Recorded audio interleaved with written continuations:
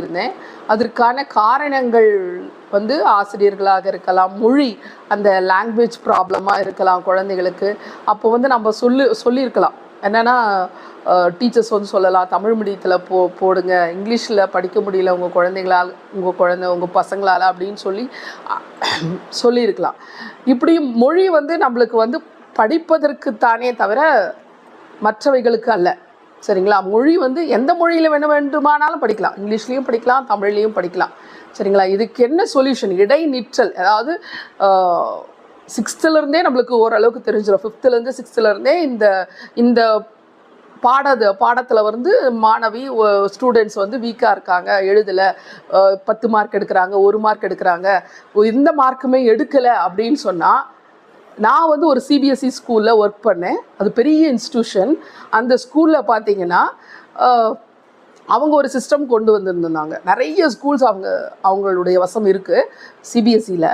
அப்படி இருக்கும்போது அவங்க என்ன செய்கிறாங்கன்னா, இப்போ எங்களோட போர்ஷன்ஸு சிலபஸ் பிரகாரம் நாங்கள் ஃபாஸ்ட்டாக நடத்திட்டே போவோம். அந்த குழந்தை வந்து 1 மார்க் 2 மார்க்லாம் எடுக்க மாட்டாங்க, 5 மார்க் 10 மார்க் எடுத்து ஃபெயில் ஆகக்கூடிய ஸ்டூடெண்ட்ஸாக இருக்கும். அப்போ அந்த நிறுவனம் என்ன செய்யுதுன்னா, ஒரு குழுவை அனுப்புகிறாங்க. ஒவ்வொரு ஸ்கூலுக்கும் அந்த குழுவை எல்லா வகுப்புகளில் இருக்கக்கூடிய ஸ்டூடெண்ட்ஸ், 1 ஸ்டூடெண்ட்ஸ் 2 ஸ்டூடெண்ட்ஸ் தான் இருப்பாங்க. எல்லா கிளாஸ்லேயும் வந்து ஒரு ஸ்டூடெண்ட்ஸ் தான், வீக் ஸ்டூடெண்ட்ஸ் இருப்பாங்க.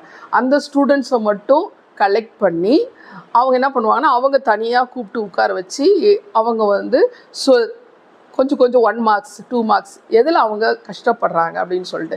இப்போ 10 பாடங்கள் இருக்குதுன்னா அட்லீஸ்ட் 4 பாடமாவது எடுத்துப்பாங்க, 5 பாடமாவது எடுத்துப்பாங்க.